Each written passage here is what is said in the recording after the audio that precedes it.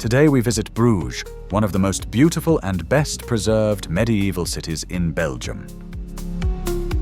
The origins of Bruges date back to the early 9th century, when the Count of Flanders Baldwin I Iron Arm built a modest castle as a coastal defense against the Normans. This castle was built right at the confluence of the Roman road and the Rey River, in what is now Berg Square. The name Bruges likely derives from the Old Norse Brygia or the Germanic Brugjo, both meaning jetty or landing point, a name that perfectly reflects the city's port origins. Between the 11th and 12th centuries, Bruges began to grow. Thanks to its famous Flemish woolen textiles and its strategic location with the Counts of Flanders, it became a busy international trading port. But around 1400, the progressive silting up of the port heralded economic decline. Paradoxically, this saved the city. There were no new buildings or renovations, and Bruges retained its perfectly preserved medieval heart.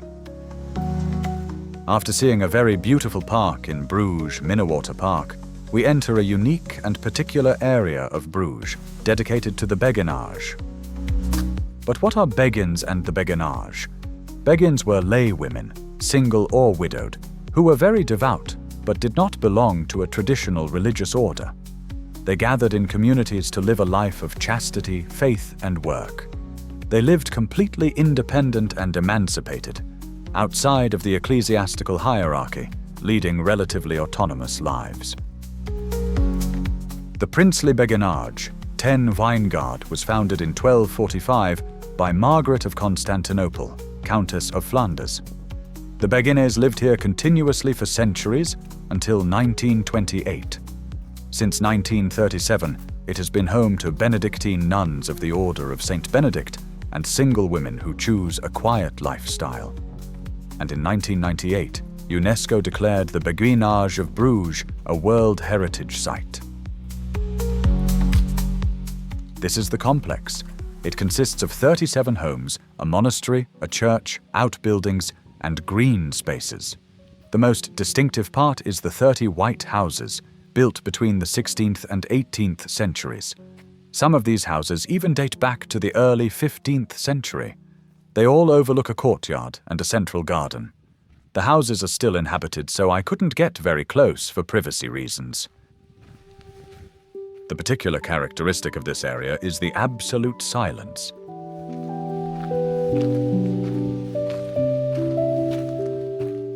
The Beguinage's heyday was in the 15th century, when there were 152 Beguins divided into 11 convents. Another unique feature is that this area was populated exclusively by women. The Beguins no longer exist. The last 4 Beguines entered the community of the Daughters of the Church, which follows the Benedictine rule, in 1927. Since then, the Beguinage has no longer housed Beguines, but nuns.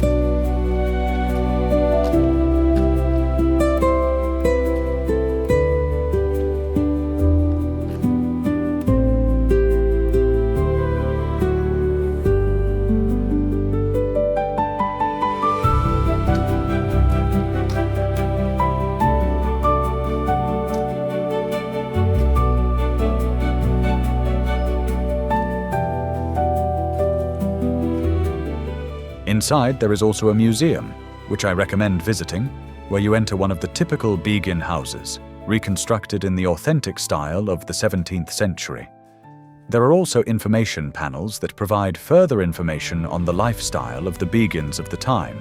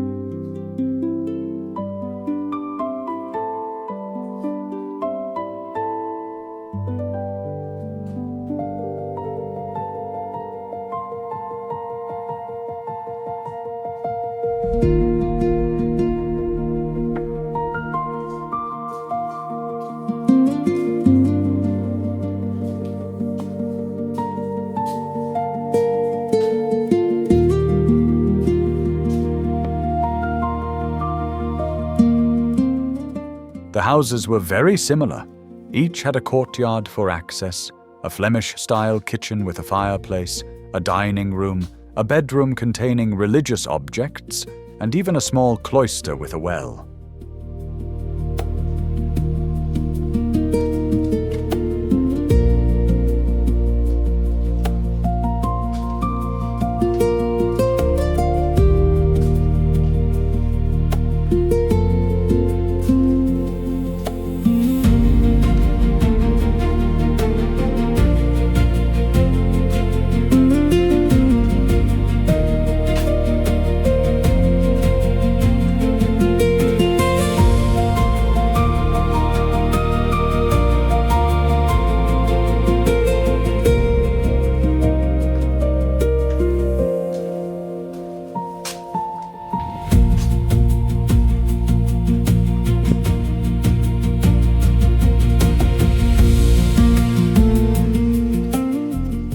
One thing I liked about Bruges is that it is very small. The streets of the medieval centre are all closed to traffic, and in any case, the historic centre of the city is just a short walk away.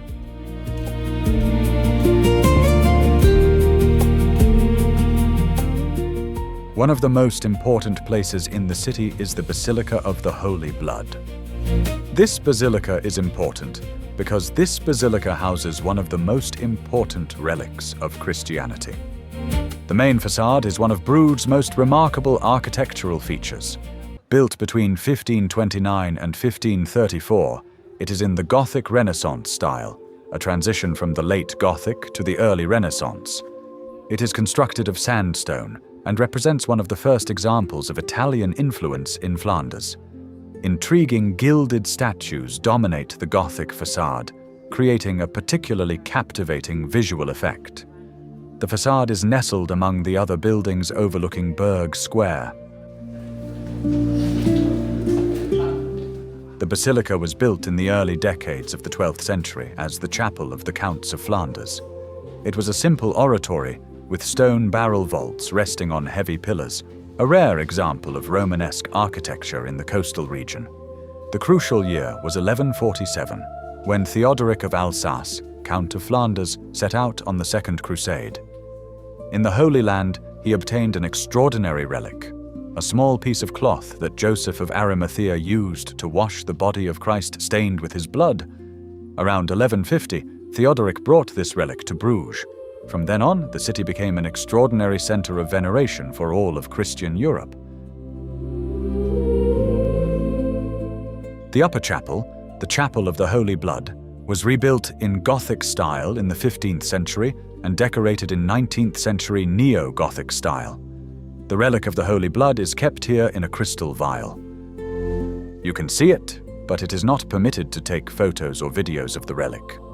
I was in Bruges during the Ascension, so on that day the relic was brought to adoration in St. Salvator's Cathedral. In the tab above you can see my complete video of the celebration in the church and the procession that took place through the streets of Bruges.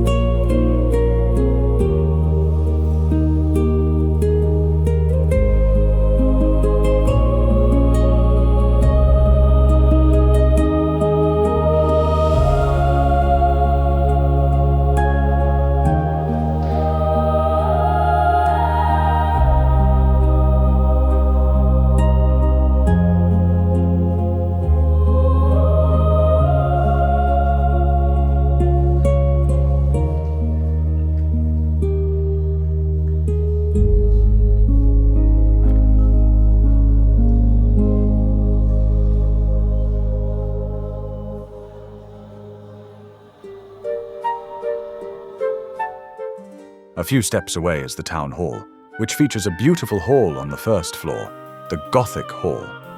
It is considered the building's absolute masterpiece, and one of Flanders' most important architectural gems.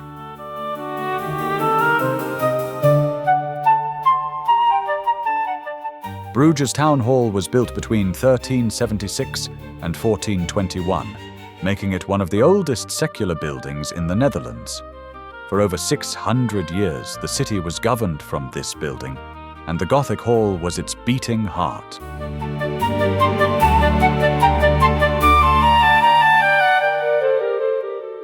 The walls of the Gothic Hall are completely covered with frescoes created in the late 19th century. These murals are more than just decorations. They are a true visual narrative of Bruges' history.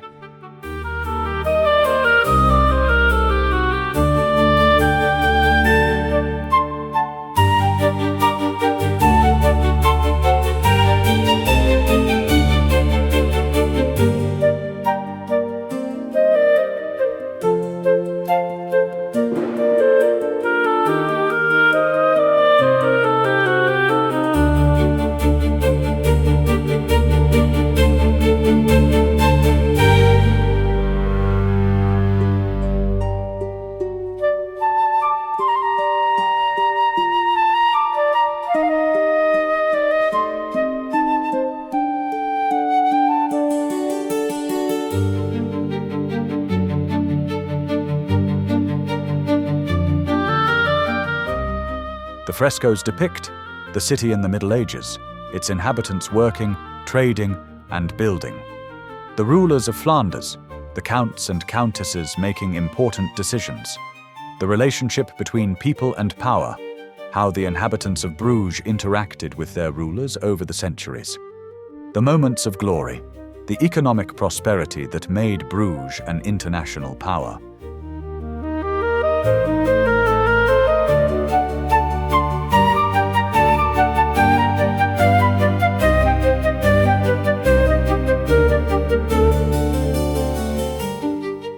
Also stop to see this little alley, Blinde Ezelstraat, which connects Berg Square with the fish market. The name literally means Blind Donkey Street, and is linked to an old inn called Den Blinde Esel, mentioned as early as the 15th century. There's also a legend connected to a blindfolded donkey, used to power a mill or transport a war trophy, but the most solid historical fact is the existence of the inn.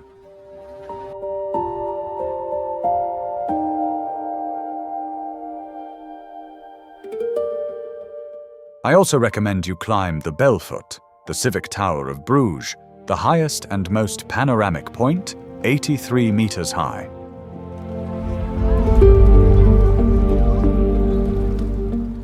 The Belfort was built between the 13th and 15th centuries, a monumental undertaking accomplished in several phases.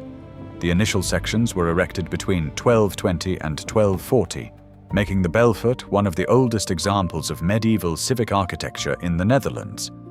But why is it called Belfort? The name Belfort likely derives from the early bell towers, which bore similarities to Bergfrieds, wooden attack towers used during sieges. This Franconian word became the French beffroi and the Dutch Belfort. Over the centuries, the tower has been partially rebuilt several times following successive fires, but has always been restored to its original Gothic form, preserving its medieval identity. Getting to the tower isn't easy. There are 366 steps and a very steep staircase, where you have to hold on to ropes and watch out for people walking in the opposite direction. Don't climb the tower unless you're physically fit and in good shape. Once you arrive, the view is breathtaking and well worth the climb.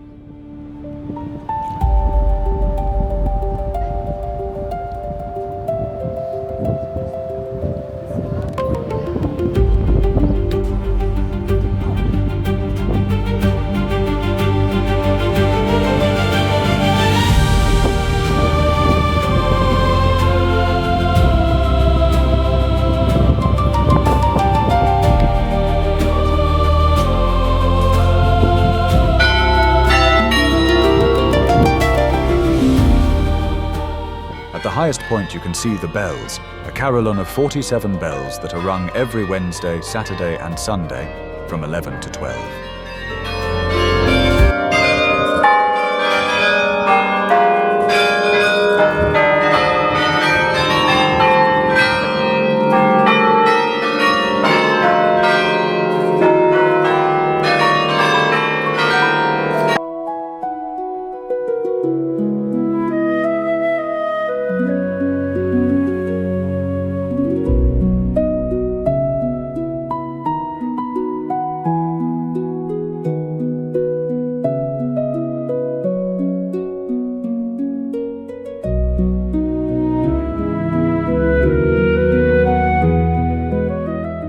Now let's visit a somewhat unusual but very special place, the Adornes Domain, which, together with the Jerusalem Chapel, is one of the most tangible and unique testimonies of medieval Bruges. It's located in the heart of the historic St. Anna district, and crossing the threshold of its cobbled courtyard feels like you've been transported back hundreds of years.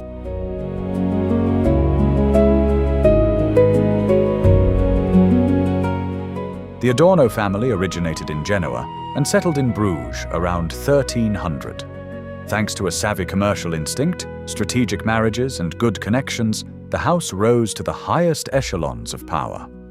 In 15th century Bruges, the family belonged to the elite and occupied key positions in the city's political and economic life. Trade, diplomacy, and piety were the guiding principles of their lives. The most famous scion of the family was Anselm Adornes, son of Peter II, who rebuilt the family chapel in the 15th century.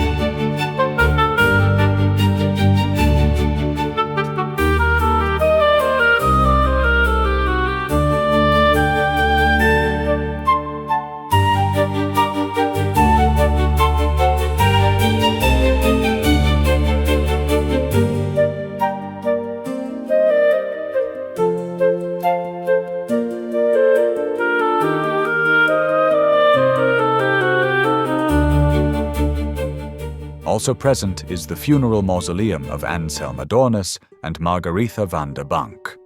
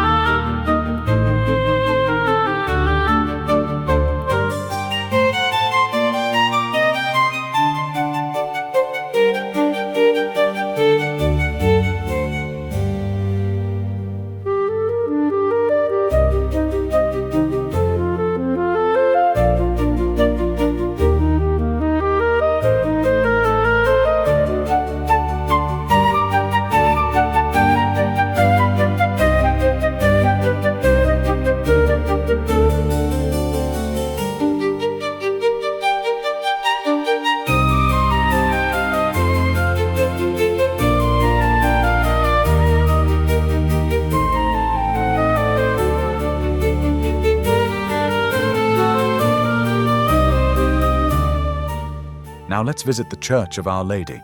It is one of the most important churches in the city, both for its architecture and for the treasures it houses.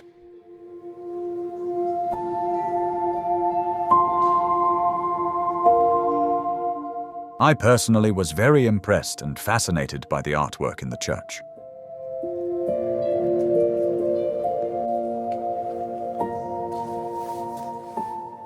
The origins of the place date back to the second half of the 9th century, when a small wooden church stood here. After a fire in 1116, the community became an independent parish and began construction of the current Gothic building, which began between 1210 and 1230. The church was then completed and enriched in the following centuries, until the addition of the Portal of Paradise in the 15th century.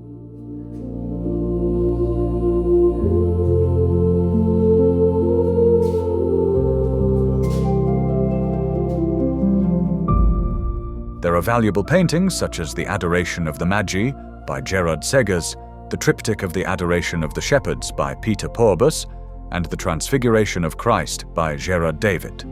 The nave and choir also house the mausoleums of Mary of Burgundy and Charles the Bold, strengthening the church's connection to the political history of Flanders.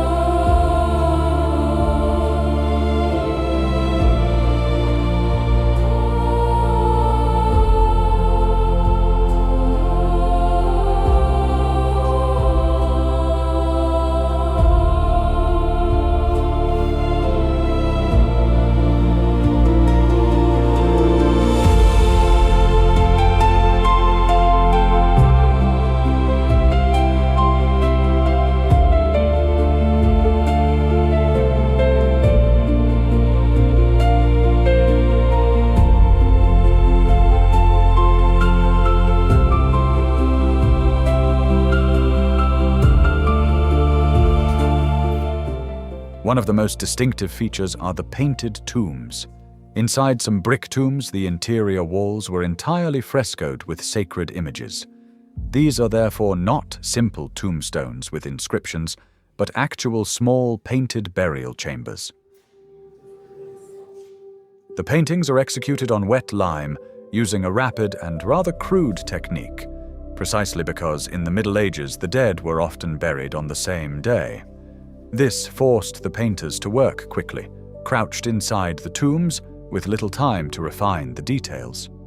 For this very reason, the result cannot be compared to the great masterpieces of Flemish panel painting. The figures are simple, direct, yet extremely intense from a devotional perspective. The objective is not aesthetics, but the spiritual protection of the deceased and their placement in a sacred context.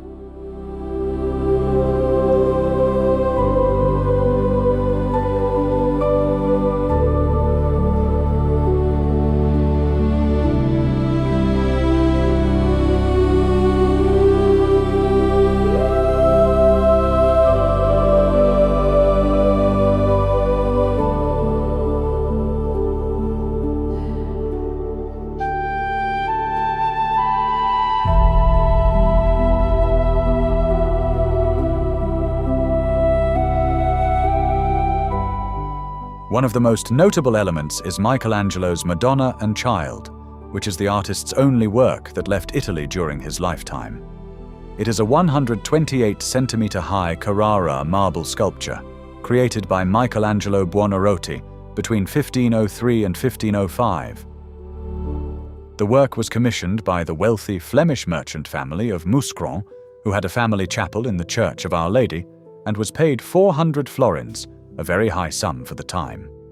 It was secretly shipped from the port of Livorno in 1506 and kept in their private chapel.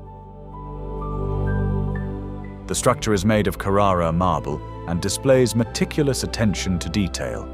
Over the course of history, it was stolen several times, first to Paris by Napoleon and then to Austria by the Nazis.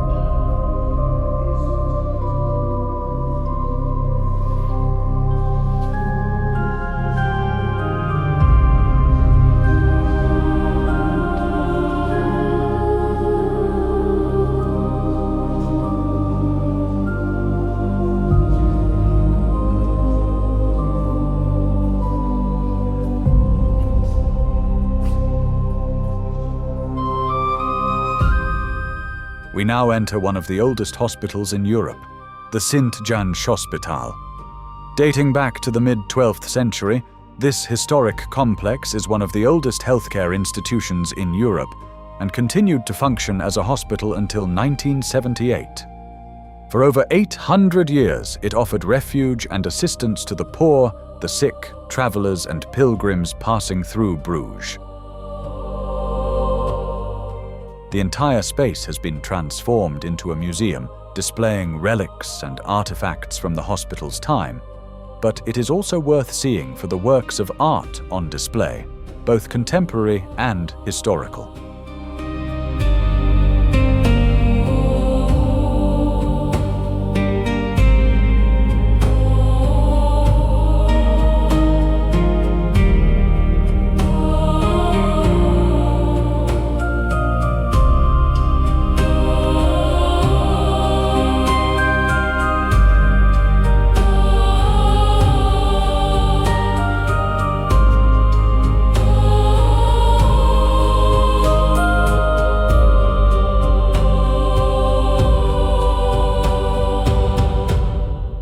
The hospital holds one of the world's most important collections of works by Hans Memling, one of the greatest masters of 15th century Flemish early painting. The museum houses 6 masterpieces by Hans Memling. Among the most important works is the famous reliquary of St. Ursula, considered one of Belgium's most prized art objects.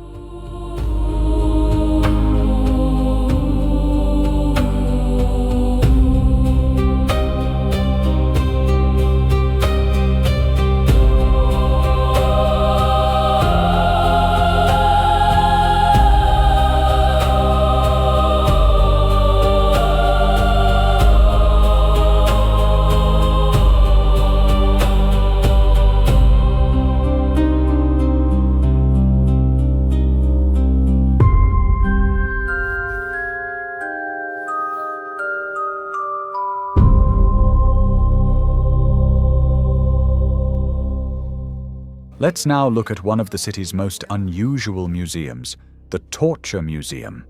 It's also called De Oude Steen, the Old Stone, because it occupies what is probably the oldest stone building in Bruges, carefully restored, and it was part of the city's judicial complex and served as a prison and interrogation center.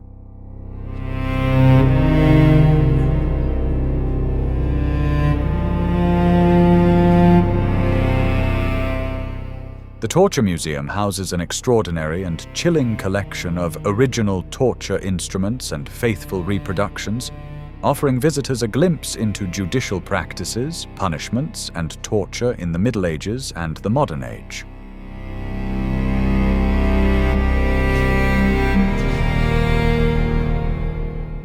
Most of the torture instruments on display are authentic and have been preserved over the centuries.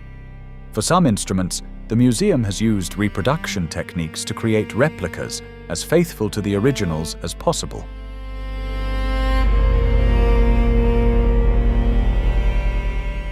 One of the most impressive features of the museum is the presence of dozens of wax statues representing victims and executioners in torture scenes. The statues are extremely lifelike and dressed in original costumes that reproduce the clothing of the people they represent in the past.